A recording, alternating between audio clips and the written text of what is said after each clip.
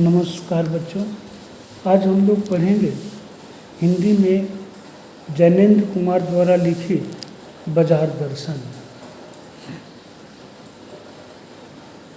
प्रस्तुत निबंध में बाजार के उपयोग, सदुपयोग और दुरुपयोग पर सूक्ष्म चिंतन प्रकट किया गया है। लेखक ने सार रूप में यह मत प्रकट किया है कि बाजार मनुष्य को आवश्यकता पूर्ति का साधन है, शोषण, दिखावे या अहम पूर्ति का नहीं। लेखक के एक मित्र बाजार से मामूली सी चीज़ खरीदने गए, परंतु लौटे तो साथ में बहुत से बंडल ले आए।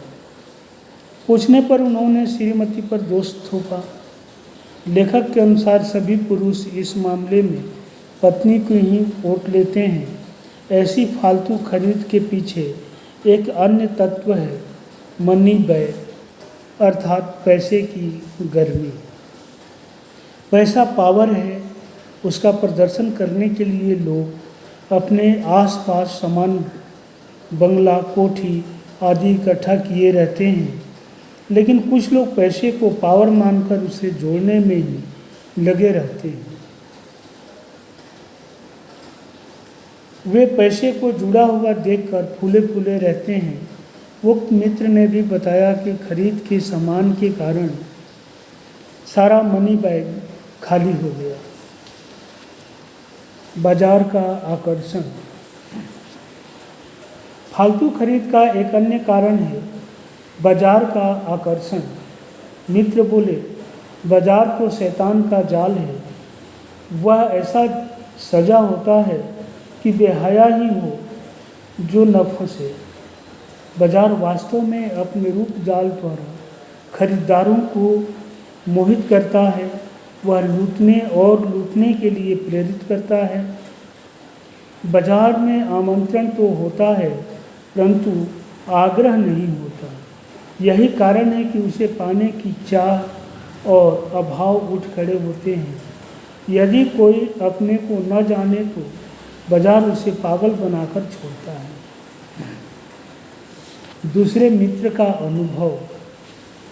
एक अन्य मित्र दोपहर को बाजार गए तथा शाम को लौटे बिल्कुल खाली हाथ। पूछने पर बताया, बाजार में सब कुछ लेने का मन करता था, इसलिए कुछ भी न ले पाया, क्योंकि एक वस्तु को लेने का मतलब था शेष को छोड़ना। सही बात थी। अगर अपनी चाह का पता नहीं होता तो सब ओर की चाहें घेर लेती है। ऐसे में कोई परिणाम या गति नहीं हो पाती। बाजार का जादू। बाजार का जादू रूप का जादू है। यह तभी असर करता है जब मन खाली हो। खाली मन होने पर सब ओर का निमंत्रण पहुंच जाता है। सब चीज़ें खरीद लेने का मन होता है, परंतु यह जादू उतरने पर पता चलता है कि ये वस्तुएं आराम पहुंचाने की बजाय आलस्य बढ़ाती हैं। हाँ, इससे स्वाभिमान और अभिमान बढ़ता है। संसार की जकड़ भी बढ़ती है। जादू को रोकने का उपाय यह है कि बाजार जाने से पहले मन खाली न हो। मन में लक्ष्य होना चाहिए, तब बाजार तुमसे कृतार्थ होगा। बाजार की असली कृतार्थता है आवश्यकता के समय काम आना।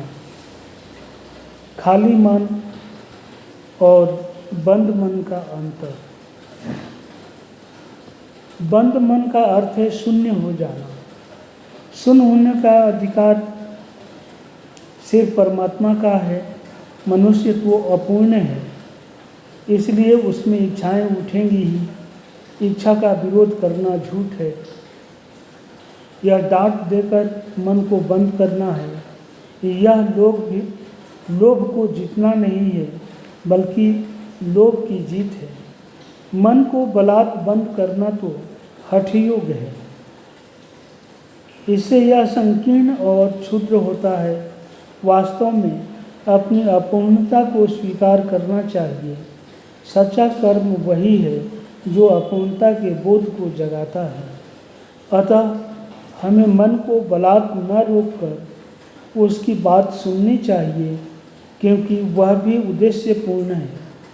हाँ, मनमानी की छूट मन को नहीं होनी चाहिए क्योंकि वह अखिल का अंग है। भगत जी का किस्सा। लेखक के पड़ोस में एक भगत जी रहते थे। वे चूरन बेचते हैं। उनका नियम है कि वे प्रतिदिन 6 आने से अधिक नहीं कमाते, इसलिए वे अपना चूरन थोक व्यापारी को या ऑर्डर पर नहीं देते। निश्चित समय पर अपनी पेटी उठाकर चूरन बेचने निकलते हैं। चूरन हाथों हाथ बिक जाता है। कुछ लोग तो भगत जी के प्रति अपनी सद्भावना प्रकट करने के लिए चूरन खरीदते हैं। जब ही 6 आने की कमाई पूरी होती है, वे शेष चूरन बालकों में मुफ्त बांट देते हैं।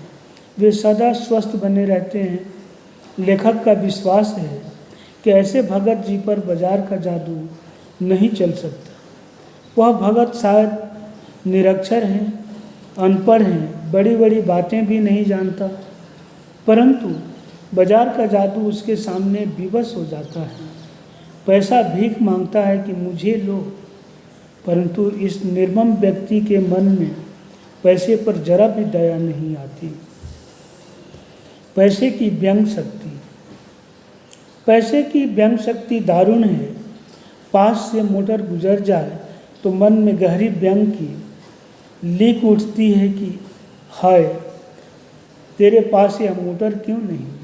तूने मोटर वाले माँ बाप के घर जन्म क्यों नहीं लिया? यह व्यंग शक्ति अपने सगों के प्रति भी कृतज्ञ बना डालती है, परंतु उस चूरन वाले फक्कड़ के सामने यह व्यंग शक्ति पानी पानी हो जाती है। वह कौन सा बल है जो पैसे के व्यंग के सामने अजेय है? उसे नाम चाहे कुछ भी दो, परंतु यह सत्य है कि जहाँ तृष्णा है वहाँ बल नहीं है। संचय की तृष्णा और वैभव की चाह के पीछे मनुष्य की निर्बलता ही काम करती है। यह मनुष्य पर धन की और चेतन पर जड़ की विजय है। भगत जी का बाजार के बारे में दृष्टिकोण। एक दिन भगत जी और लेखक की राम राम हुई। लेखक ने देखा भगत जी सबके साथ हंस बोल रहे हैं।